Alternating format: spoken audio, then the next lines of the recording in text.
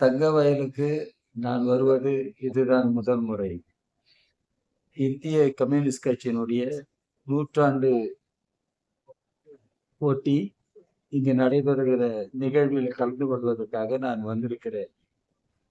இங்கு வந்த பின்னர் தான் எனக்கு பல வரலாற்று உண்மைகள் அறிய நேர்ந்தது.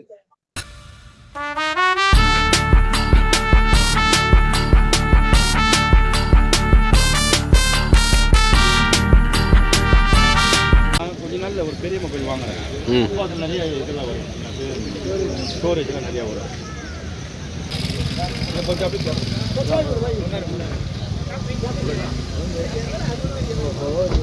Red salute, red salute, red salute to Comrade D. Raja. Red salute, red salute, red salute D. Raja. வாழ்க வாழ்க வாழ்கவே, வாழ்க வாழ்க வாழ்கவே, இந்திய கூட்டணி வாழ்கவே, இந்திய கூட்டணி வாழ்கவே, வாழ்க வாழ்க வாழ்கவே, வாழ்க வாழ்க வாழ்கவே, தோழர் ராஜா வாழ்கவே, தோழர் ராஜா வாழ்கவே.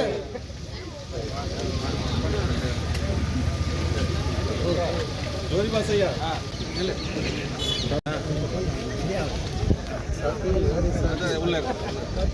Red salute, red salute, red salute, Comrade Raja.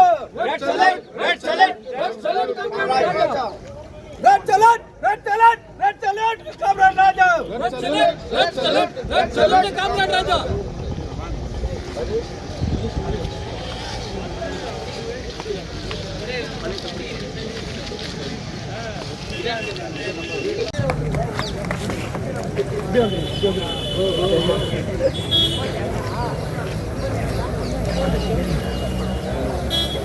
வா இந்தா அவங்கெல்லாம் அவங்க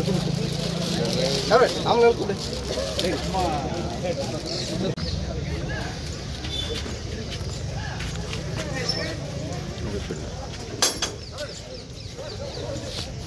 வாங்க உள்ள போய் நீங்க வாங்க, இப்படி வாங்க. வராரு உள்ள வர்றது இல்ல இப்படி பசங்களுக்கு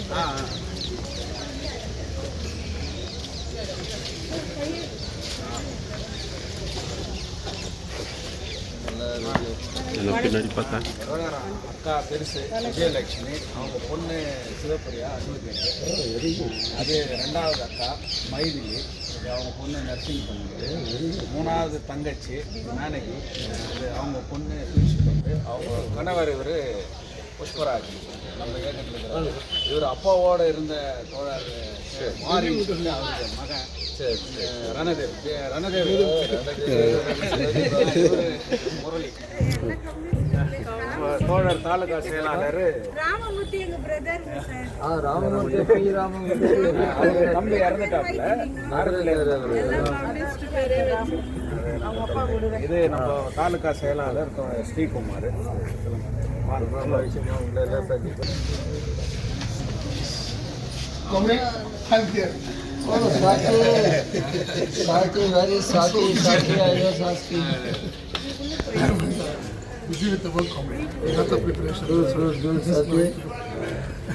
தோழர் இது அப்பா, அப்பா தம்பி ராமமூர்த்தி, அவரு அப்பவே எல்லா தலைவர் படங்களையும்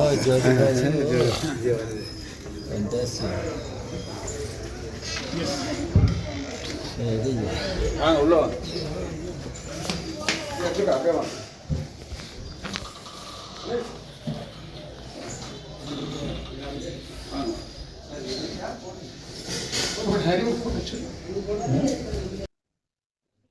தங்கவயல் சுரங்க தொழில் தொடங்கிய காலத்தில் சாதாரண உழைப்பாளி மக்களை காப்பாற்றுவதற்காக, அவருடைய நலன்களை காப்பாற்றுவதற்காக கம்யூனிஸ்டுகள், அதே போல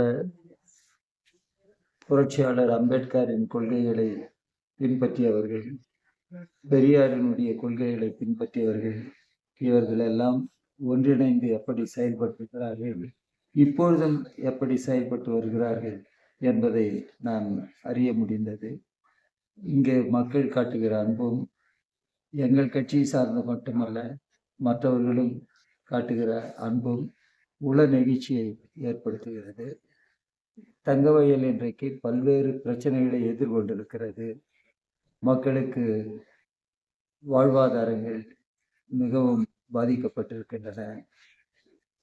தொழில் எதுவும் இல்லாத ஒரு பகுதியாக இருக்கிறது. இப்படிப்பட்ட சூழலில் இங்கிருக்கிற மக்களின் வாழ்வாதாரங்களை பெருக்குவதற்கும் மக்களுக்கு கல்வி வேலைவாய்ப்புகளை உருவாக்குவதற்கும் என்னென்ன செய்யலாம் என்பதை இந்திய கம்யூனிஸ்ட் கட்சி பல்வேறு ஆலோசனைகளை இன்றைக்கு மேற்கொண்டிருக்கிறது. மற்றவர்களுடைய துணையோடு ஒருங்கிணைந்து தங்கவயலை உண்மையிலேயே இது ஒரு தங்க நிகர் பகுதியாகவும் இங்கிருக்கிற மக்கள் தங்க நிகர் எண்ணங்களை கொண்ட பண்புகளை கொண்ட மக்களாகவும் இருக்கிற இந்த சூழலில் இந்த தங்கவயல் பகுதியை மேம்படுத்துவதற்கும் மக்களுக்கு வேலை வாய்ப்புகள், மருத்துவ வசதிகள், அதே போல கல்வி வசதிகள் இவற்றை பெருக்குவதற்கும் என்னென்ன செய்யலாம் என்பதை எங்களுடைய கட்சி முடிவெடுத்து அவற்றை முன்னெடுத்து செல்வதற்காக பல்வேறு முயற்சிகளை மேற்கொள்ள இருக்கிறது. இந்த பயணம் எனக்கு உண்மையிலேயே பயனுள்ள பயணமாக அமைந்திருக்கிறது. நானே பலவற்றை நேரடியாக அறிந்து கொள்வதற்கும் பல உண்மைகளை தெரிந்து கொள்வதற்கும் இந்த வாய்ப்பு எனக்கு கிடைத்திருக்கிறது. என்னுடைய கட்சி தலைவர்கள் சாத்தி சுந்தரேஷ், எங்களுடைய கட்சியினுடைய கர்நாடக மாநில செயலாளர் ஜோதிபாசு, இங்கே கட்சியினுடைய முக்கிய தலைவர், இவர்கள் அனைவரும் மேற்கொண்டிருக்கிற இந்த முயற்சிகளை நான் வெகுவாக பாராட்டுகிறேன். நம்முடைய மக்களுடைய ஆதரவோடு இவர்கள் தொடர்ந்து இந்த பிரச்சனைகளை முன்னெடுக்க வேண்டும் என்று நான் கேட்டுக்கொள்கிறேன். இங்கிருக்கிற மக்கள் உண்மையிலேயே ஒரு உணர்வுபூர்வமான மக்களாக இருக்கிறார்கள். இங்கு தங்கவயல் இப்பொழுது சுரங்க தொழில் நிறுத்தப்பட்டிருந்தாலும் மக்கள் இன்றைக்கு இந்த பகுதியிலேயே குடியிருந்து இந்த பகுதியை நேசிக்கிற அந்த பாங்கோடு அவர்கள் வாழ்வது பெரும் மகிழ்ச்சி அளிக்கிறது. ஆனால் அவர்களுடைய வாழ்வாதாரங்களை மேம்படுத்துவதற்கு மாநில அரசும் ஒன்றிய அரசும் எல்லா முயற்சிகளையும் எடுக்க வேண்டும், நடவடிக்கைகளை எடுக்க வேண்டும் என்று இந்திய கம்யூனிஸ்ட் கட்சி சார்பில் நான் கேட்டேன். தங்கவயல் மக்களுடைய வாழ்வாதாரம் மேம்படுறதுக்கும் தங்கச்சுரங்கம் மூடப்பட்ட பிறகு மாற்றுத் தொழிற்சாலை அமையாமல் இந்த மக்கள் கஷ்டப்பட்டு வர்றது குறித்தும் நீங்கள் ஒரு தேசிய அளவில் இருக்கக்கூடிய ஒரு தலைவராக இருக்கிறதுனால இந்த விவகாரங்களில் தேசிய அளவில் பல கருத்தரங்கங்கள், பத்திரிகைகள், மீடியா சந்திப்புகளை நீங்கள் கொண்டு வருவீங்களா? நிச்சயமாக. ஏற்கனவே தொடர் ஜோதிபாசு பல்வேறு முயற்சிகளை எடுத்து வருகிறார். அவர் ஒரு வழக்கறிஞர் என்ற முறையிலும் அவருக்கு இந்த பிரச்சனைகளினுடைய உள்ளார்ந்த தன்மைகள் நன்கு புரிந்திருக்கின்றன. எனவே அவருடைய முயற்சியில் பல்வேறு அமைப்புகளை சார்ந்தவர்களையும் ஒருங்கிணைத்து ஒரு கூட்டு முயற்சியாக, ஒன்றுபட்ட முயற்சியாக பலவற்றை அவர் மேற்கொண்டு வருகிறார். இங்கு பாரத் எர்த் மூவர்ஸ் லிமிடெட், அங்கு கான்ட்ராக்ட் தொழிலாளர்கள் அதிகமாக இருக்கிறார்கள், இளைஞர்கள் இருக்கிறார்கள். அவர்களுக்கும் போதுமான வேலை பாதுகாப்பு இல்லை. இப்பொழுது ஒன்றிய அரசு, மோடி அரசாங்கம் 4 லேபர் கோட்ஸை இன்றைக்கு கொண்டு வருகிறது. அது தொழிலாளர்களுடைய உரிமைகளை பறிக்கிறது, தொழிற்சங்கங்களுடைய செயல்பாடுகளை முடக்குகிறது. இப்படிப்பட்ட சூழலில் இங்கிருக்கிற கான்ட்ராக்ட் தொழிலாளிகள் அவர்களுக்கு நிரந்தர தொழில் கிடைக்க வேண்டும். அவர்களுக்கும் மற்றவர்களை போன்ற சம நிலையில் ஊதியம் கிடைக்க வேண்டும். புதிதாக படித்து வருகிற இளைஞர்களுக்கு அன்றாடம் பெங்களூர் போய் அங்கு வேலை செய்துவிட்டு என்னென்ன கொண்டு வரலாம், கேஜிஎஃப் போல வேர்ல்ட் ஸ்டீல் இந்த பகுதியில், தங்கவயல் பகுதியில் மாற்று தொழில்கள், மாற்று முயற்சிகள் என்னென்ன செய்ய வேண்டும் என்பதை மாநில அரசும் முயற்சிகள் எடுக்க வேண்டும், மைய அரசும் ஒன்றிய அரசும் முயற்சி எடுக்க வேண்டும். இங்கே பல இப்பொழுது மக்களால் தேர்ந்தெடுக்கப்பட்ட ஒரு அரசு இருக்கிறது கர்நாடகாவில். அதே போல ஒன்றிய அரசில் கர்நாடகாவை சார்ந்தவர்கள் மிஸ்டர் குமாரசாமி போன்றவர்கள் எல்லாம் அமைச்சர்களாக இருக்கிறார்கள்.